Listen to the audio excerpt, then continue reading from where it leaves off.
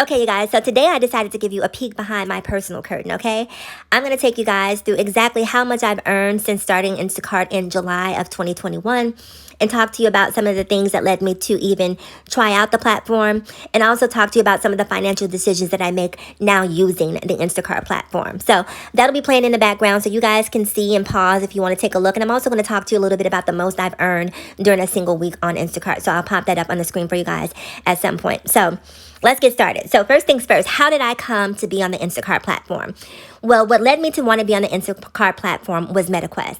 I decided I wanted to get the MetaQuest VR glasses, but I just didn't think that it was a sound financial decision for me. And being a financial pragmatist, I just couldn't see going and giving $400 away for something that there was a high probability that I would not use on a regular basis.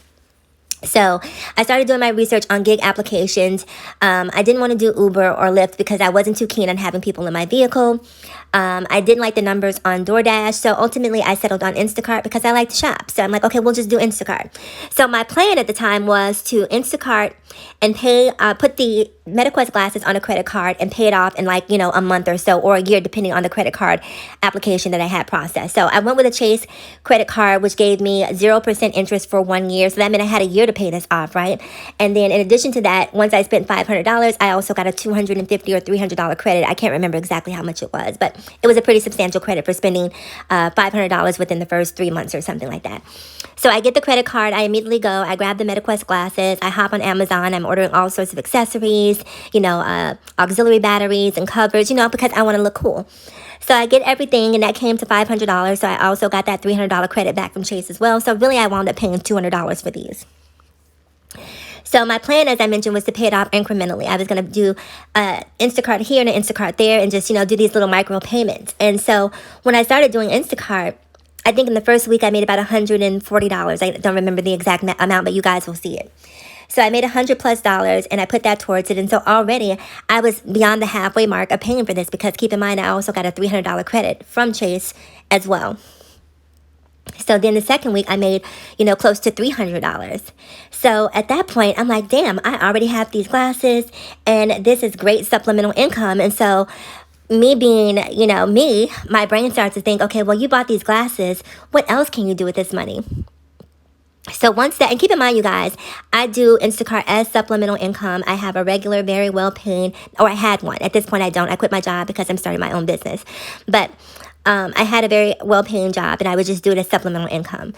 So at that point, I started saying to myself, well, if you do this as a side hustle, then you can take this money and build a portfolio, because I've been watching all of these videos about the FIRE movement and how people are retiring early, and I wanted some of that for me, right? So I started, doing Instacart, and then I would just take the money and invest in Robinhood stock. I would invest in Webull, and I would also save some of the money too. And I would also use it to get my nails done and hair done, and, buy things off of, Amazon that I wanted. Things that I would deny myself previously, because I would say you don't want to waste money. But this money I was making on Instacart was really intended to be wasted. And so that is how I came to enter the Instacart platform. And I say all that to say to you, I don't necessarily think that Instacart in this day and age is a good platform for you to earn a full-time income. However, if you have a full-time job and you find yourself with some additional time where you're sitting around watching TikTok videos, or you're sitting around, twiddling your thumbs and just doing nothing, or even if you're a person who goes to the gym constantly, if you want to get paid to work out, hop on Instacart and go to those Sam's Club orders where you're picking up cases of water, right? And you're picking up cases of soda and you're taking them up 3 flights of stairs. You can actually get paid to work out, and make an income from doing it.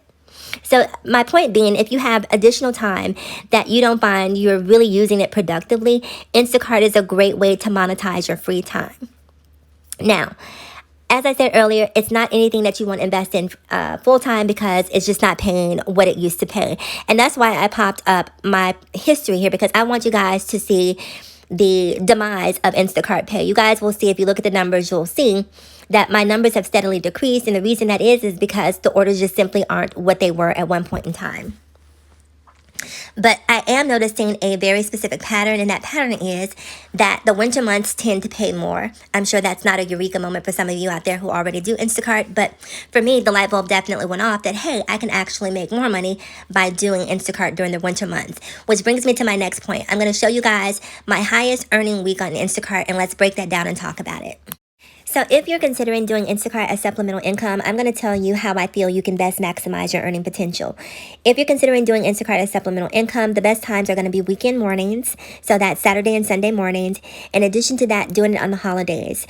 If you just do Instacart on those days, you can easily make an additional $600, $700 a month, and that's on the low end. So speaking of earnings, let's talk about my highest earning week. Let me pop this up so you guys can see it. So the most I've ever earned on Instacart in a single week is $797.